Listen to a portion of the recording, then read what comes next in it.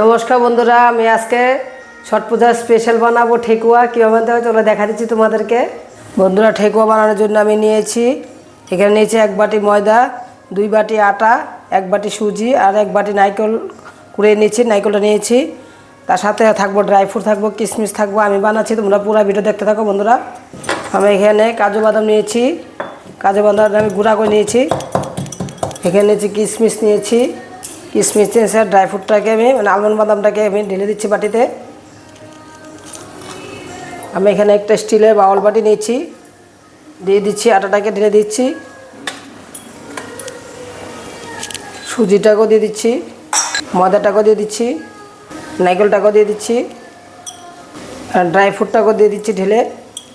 এখানে আমি চিনি দিয়ে দিচ্ছি, একটু রিফাইন তেল দিয়ে দিচ্ছি, আমি 1 চামচ ঘি দিয়ে দিচ্ছি। এখানে 1 চামচের মতো মৌরি আছে, মৌরি নিয়েছি, মৌরিটাকে আমি দিয়ে দিচ্ছি এর মধ্যে। সবগুলোকে আমি মিক্সড করে নিচ্ছি। মাখাটা ভালো মতো করতে লাগবে, নাহলে ঝরঝরা সুন্দরভাবে ব্যাটারটা ঘিটি সব কিছু দেওয়া আছে, ভালো মতো মেখে নিব। এরকম ঝরঝরা করে নেব, একদম ঘি আর তেল একসাথে সব মিক্সড হয়ে যাবে। দেখো বন্ধুরা, খুব সুন্দর হয়েছে। দেখো গুড়টাকে আমি জাল দিয়ে নিয়েছি, দেখো ঠান্ডা হয়ে গেছে। তোমরা যদি চাও গুড় জাল না দিলেও চলে, গ্রেটার দিয়ে কুড়িয়ে দিয়ে দিবে গুড়টাকে। দেখো আমি জাল দিয়ে একটু লিকুইড বানিয়ে নিয়েছি, এখন আমি ঢেলে দিচ্ছি। অল্প অল্প করে দিব, একবার সম্পূর্ণ ঢেলে দিব না, অল্প অল্প করে দিব।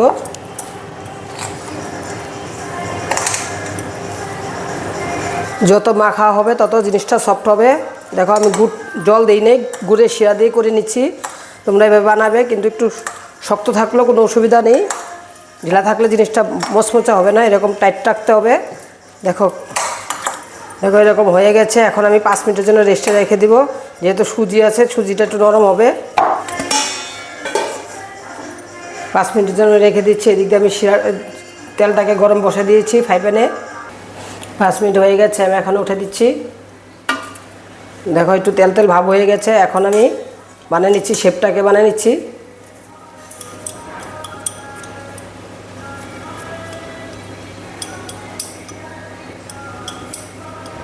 চামচ দিয়ে এরকম আমি দাগ দিয়ে নিব, তারপরে এরকম শেপ দিয়ে নিচ্ছি।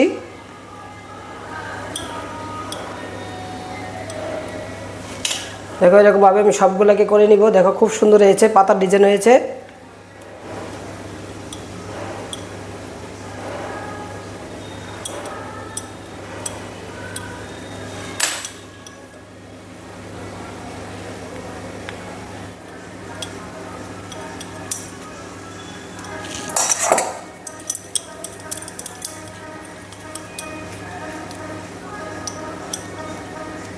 বন্ধুরা, আমার ঠেকুয়া রেডি হয়ে গেছে। এখন আমি তেলে ভেজে নিচ্ছি।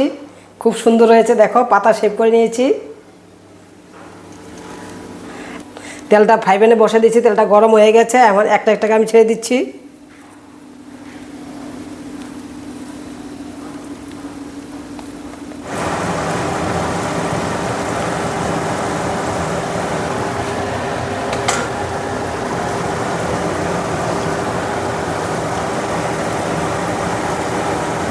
বন্ধুরা দেখো, 1 পিঠ ভাজা হয়ে গেছে। এখন আমি উল্টে দিচ্ছি, গ্যাসটাকে একদম কমায় দিচ্ছি।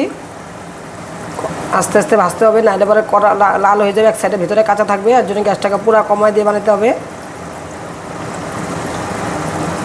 হয়ে গেছে, এখন আমি উঠাই দিচ্ছি। দেখো লাল লাল ভেজে নিয়েছি, এখন উঠে দিচ্ছি। এরকমভাবে সবগুলোকে উঠে দিব।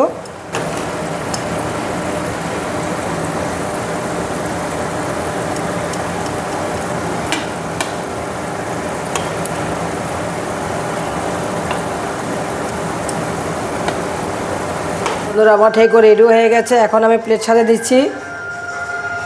বন্ধুরা, আমার ঠেকুয়া রেডি হয়ে গেছে। দেখো খুব সুন্দর হয়ে গেছে, তোমরা এইভাবে বানাবে।